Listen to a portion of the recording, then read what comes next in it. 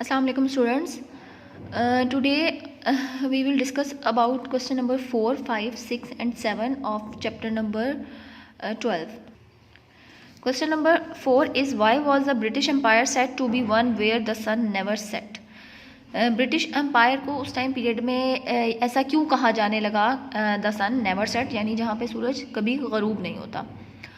अच्छा जी, उसकी रीज़न क्या थी? उसकी रीज़न ये थी कि उस टाइम पीरियड में ब्रिटिश एम्पायर जो थी वो बहुत ज़्यादा बड़ी हो गई थी, ठीक है, बहुत वास्ट हो गई थी। ऑलमोस्ट 25% लैंड एरिया जो था वो ब्रिटिश के अंडर चला गया था, ठीक है, यानी ब्रिटिश उसको कंट्रोल कर रहा था, ठीक है। तो होता ऐसा था कि उस टाइम पीरियड वो ऐसा टाइम पीरियड था जब ब्रिटिश एम्पायर इतनी वास्ट थी कि उनके इतने बड़े इलाके में किसी भी पार्ट में कहीं ना कहीं डे लाइट होती थी, ठीक है, यानी इतनी बड़ी एम्पायर हो चुकी थी। आपको तो ये पता है, ये चीज़ तो आपको खुद भी आइडिया है कि इस टाइम दुनिया जैसे इस टाइम अगर सुबह है या दोपहर है तो ज़रूरी नहीं है कि दुनिया के किसी और पार्ट में भी सुबह या दोपहर ही का टाइम चल रहा हो, ठीक है। ये तो आपको पता है ना कि कहीं पे दिन है तो कहीं पे रात है। तो इसके कहने का मतलब ये है कि उनकी एम्पायर इतनी बड़ी हो गई थी कि उनके एम्पायर के किसी ना किसी पार्ट में उस टाइम डे लाइट होती थी, ठीक है। तो इसका आंसर है हमारा पेज नंबर 83 पे, it became the empire on which the sun never set which mean that its size was so huge that daylight was always found in some part of its territories, ठीक है। ये हमारे 4th question का answer है कि कहीं ना कहीं दिन की रोशनी किसी ना किसी उनके इलाके में होती थी जी। क्वेश्चन नंबर 5 है, explain how the spinning jenny brought a great change in the cotton industry, कि स्पिनिंग जेनी जो थी वो किस तरीके से एक बहुत बड़ा चेंज लेकर आई थी कॉटन इंडस्ट्री में। अच्छा जी, इसका आंसर है पेज नंबर 80 पे। आंसर को एक्सप्लेन करने से पहले आप ये स्पिनिंग जेनी है इसकी ये उसका एक स्ट्रक्चर सा बना हुआ है, ड्राइंग है उसकी, इसमें ये मल्टीपल स्पिंडल्स हैं, ठीक है, और इसके थ्रू जो है कह लो कॉटन जो थी वो थ्रेड में चेंज होती थी, धागों में तब्दील की जाती थी।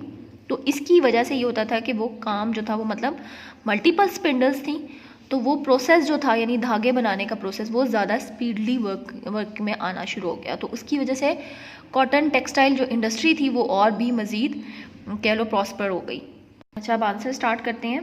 पेज नंबर 80 है, 3rd लास्ट लाइन से, spinning jenny had a practical spinning frame with multiple spindles, ठीक है, इधर आप विच कट कर दोगे, ठीक है। Spinning jenny had a practical spinning frame with multiple spindle, this invention last भी कट कर देंगे, this invention made cotton manufacturing cheap and easy and revolutionise the cotton textile industry, ठीक है। जैसे मैंने अभी आपको पिक दिखाने के बाद आपको जिस तरह से बताया कि मल्टीपल स्पिंडल्स थी इसमें, और एट अ टाइम मतलब सिर्फ कोई एक स्पिंडल उस टाइम कॉटन से थ्रेड में कन्वर्ट नहीं हो रही थी, उसमें मल्टीपल स्पिंडल्स थी, इनको ज्वाइन कर दिया था इस तरीके से, और जब मशीन चलती थी उसमें लार्ज अमाउंट में प्रोडक्शन होती थी, ठीक है, कॉटन को चेंज। क्योंकि आपको ये तो पता है कि हम जब अगर टेक्सटाइल इंडस्ट्री में कोई कपड़ा बनता है तो पहले हमारा पहला प्रोसेस क्या होता है कि पहले कॉटन को धागों में तब्दील किया जाता है, ठीक है, उन बारीक बारीक धागों को आपस में कंबाइन कर दिया जाता है, ये मैंने पहले भी बताया था, कंबाइन कर दिया जाता है हॉरिजॉन्टली और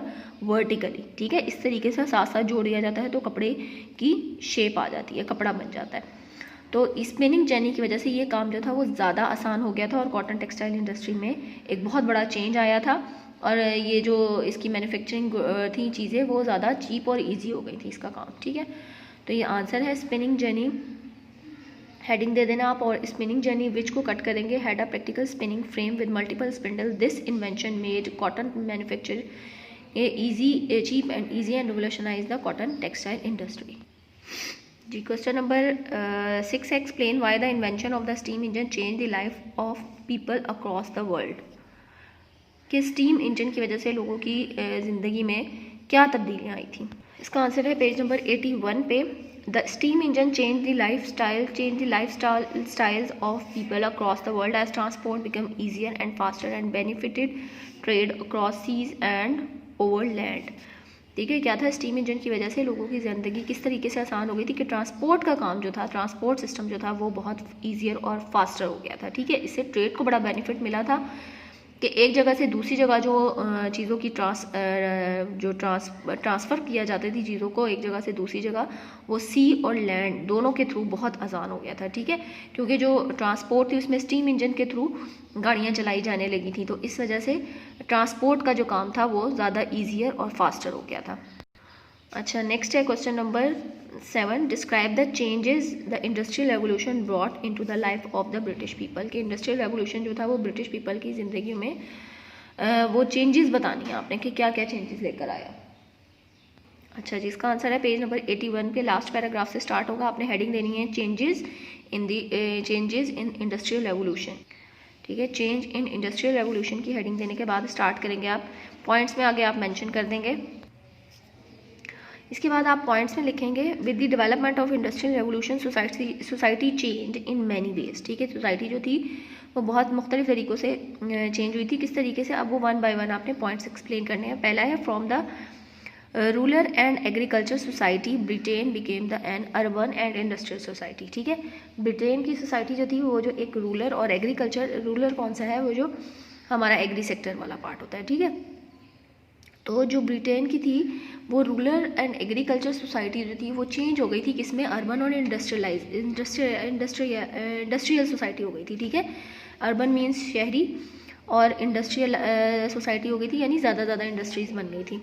with the invention of machines and factories products could be manufactured with great speed and in large quantities, ठीक है। जैसे जैसे मशीनों की इन्वेंशन होती जा रही थी वैसे वैसे प्रोडक्शन में तब्दीली आती जा रही थी, फैक्ट्रीज़ में तब्दीली आ रही थी। ज़ाहिर है वो फैक्ट्रीज़ उन मशीनों के थ्रू ज़्यादा से ज़्यादा प्रोडक्ट मैन्युफैक्चर कर रही थी और उनकी स्पीड भी तेज़ हो गई थी और क्वांटिटी भी ज़्यादा हो गई थी। उसके बाद है to facilitate movement of goods transportation became efficient with better roads being constructed, canal dug and railway laid within Britain। अच्छा क्या है जी, to facilitate movement of goods, जाहिर है जैसे जैसे गुड्स बन रही थी ज़्यादा अमाउंट में, उसी तरीके से उनको एक जगह से दूसरी जगह मूव करना था फॉर सेलिंग पर्पस, ठीक है, और अर्निंग के लिए। तो क्या था कि वो मूवमेंट की जो मूवमेंट ऑफ गुड्स थी वो ट्रांसपोर्टेशन क्योंकि आसान हो गई थी, स्टीम इंजन जैसे बना था, मैंने अभी आपको क्वेश्चन 6 में बताया। तो इस चीज़ ने भी इस चीज़ को गुड्स की ट्रांसफॉर्मेशन को या गुड्स की मूवमेंट को एक जगह से दूसरी जगह को वो आसान कर दिया था। इसके अलावा रोड्स कंस्ट्रक्ट की गई थी, कैनाल्स बनाई थी और रेलवे लाइंस बिछाई गई थी, ठीक है। इसकी वजह से भी जो थी हम गुड्स की जो मूवमेंट थी एक जगह से दूसरी जगह वो बहुत आसान ईजी वे हो गया था, ठीक है। अच्छा, फिर उसके बाद आगे उन्होंने फर्दर बताया moreover steam engine were used to power trains and also steam ship increasing their speed and capacity, ठीक है। स्टीम इंजन की बनने की वजह से ट्रांसपोर्ट का काम जो था लाइक ट्रेन्स थी और जो बहरी जहाज़ों के ज़रिए सामान इधर से उधर ट्रांसफ़र होता था वो काम आसान हो गया था, क्योंकि इन स्टीम इंजन बनने की वजह से इनकी स्पीड, चलने की स्पीड जो थी वो तेज़ हो गई थी, ट्रेन की भी स्टीम शिप्स की भी।